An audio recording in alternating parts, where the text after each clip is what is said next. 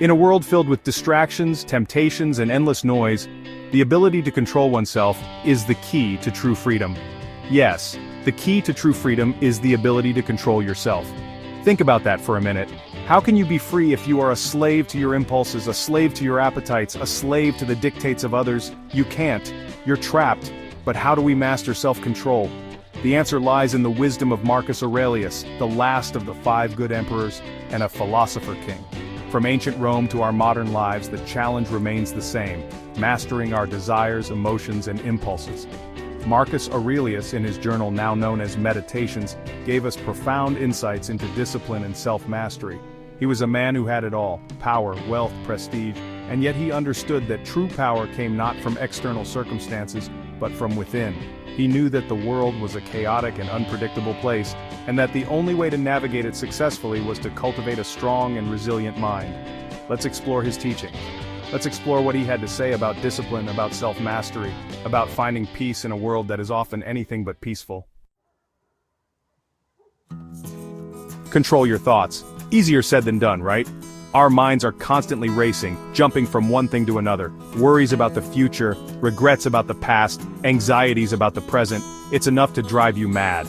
But Marcus Aurelius reminds us that we are not our thoughts. We are not our feelings. We are the observers of our thoughts and feelings. We have the power to choose which thoughts we will entertain and which thoughts we will let go of.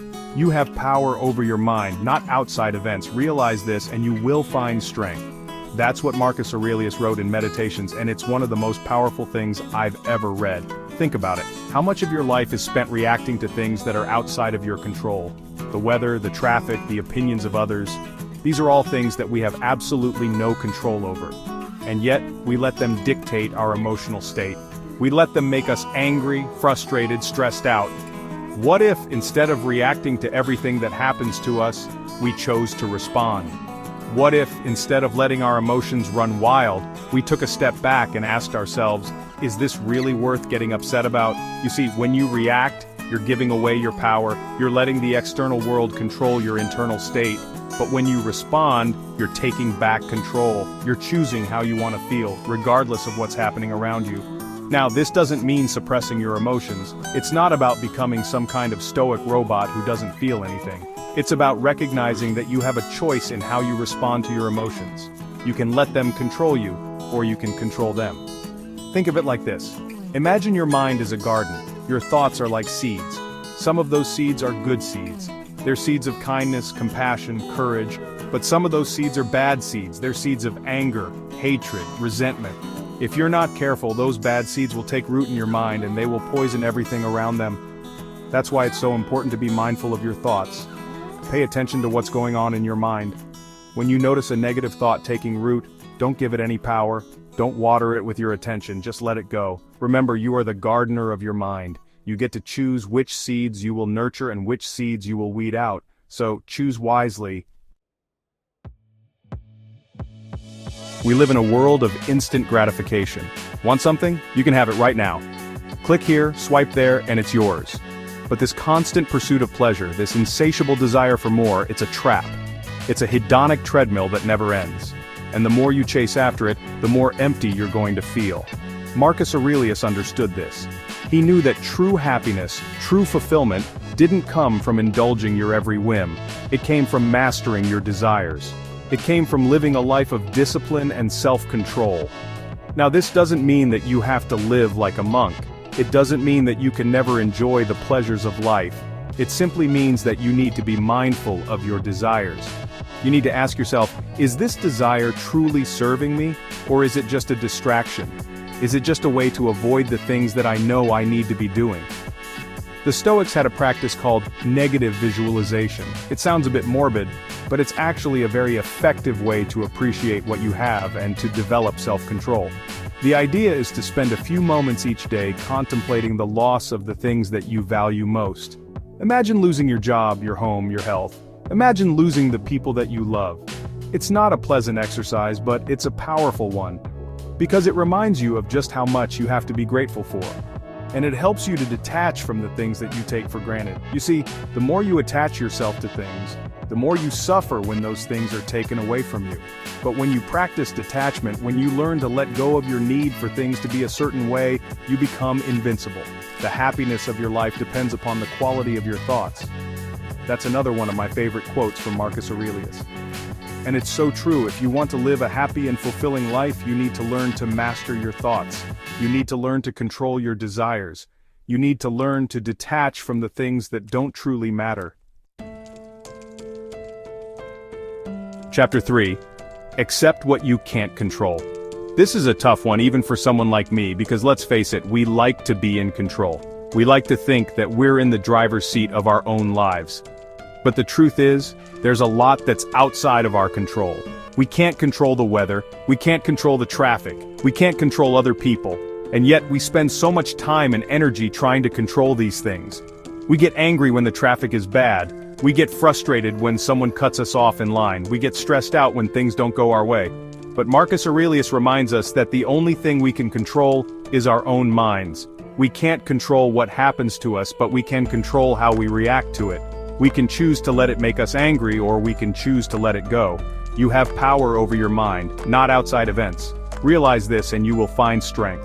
I know I've already quoted this line from Meditations, but it's worth repeating because it's the key to finding peace in a world that's often chaotic and unpredictable. When you accept that you can't control everything, you free yourself from a lot of unnecessary suffering. You stop trying to force things to be a certain way. You let go of the need to be right all the time. And you start to focus your energy on the things that you can control. Your own thoughts, your own actions, your own responses. This doesn't mean that you become passive. It doesn't mean that you just give up and let life happen to you. It simply means that you choose your battles wisely. You focus on what you can control, and you let go of the rest. Think of it like this. Imagine you're rowing a boat down a river. You can't control the current of the river, you can't control the wind, but you can control your own oars. You can choose to row upstream, or you can choose to row downstream. You can choose to fight against the current, or you can choose to go with the flow. The same is true in life. You can't control everything that happens to you, but you can control how you respond to it. You can choose to fight against it, or you can choose to accept it and move on. Chapter 4. Take responsibility for yourself. We live in a culture of victimhood. It's always someone else's fault. The government, our parents, our bosses, society, someone is always to blame for our problems. But Marcus Aurelius reminds us that we are responsible for our own lives. We are the masters of our own fate. Now, this doesn't mean that we're not affected by external circumstances, of course we are. But it does mean that we have a choice in how we respond to those circumstances. We can choose to be victims, or we can choose to be victors. The impediment to action advances action. What stands in the way becomes the way. That's another one of my favorite quotes from Marcus Aurelius. And it's so true. The obstacles that we face in life, the challenges that we encounter, they can either break us or they can make us stronger. It all depends on how we choose to respond to them. When you take responsibility for your own life, you stop making excuses, you stop blaming others for your problems, and you start to focus on what you can do to make your life better. You start to set goals for yourself, you start to develop good habits, you start to surround yourself with people who support your growth, and you start to live a life that's in alignment with your values. This is not always easy. In fact, it's often very difficult, but it's the only way to live a life of meaning and purpose. Because when you take responsibility for your own life, you become the author of your own story. You become the master of your own destiny. Mastering self-control isn't about becoming emotionless. It's about becoming unstoppable. It's about becoming the best version of yourself. It's about living a life that's in alignment with your values. Train your mind, regulate your desires, accept reality, and take charge of your life. The wisdom of Marcus Aurelius is timeless, and if you apply it, you'll find true power within. You'll find the strength to overcome any obstacle, to achieve any goal, to live a life that's truly extraordinary.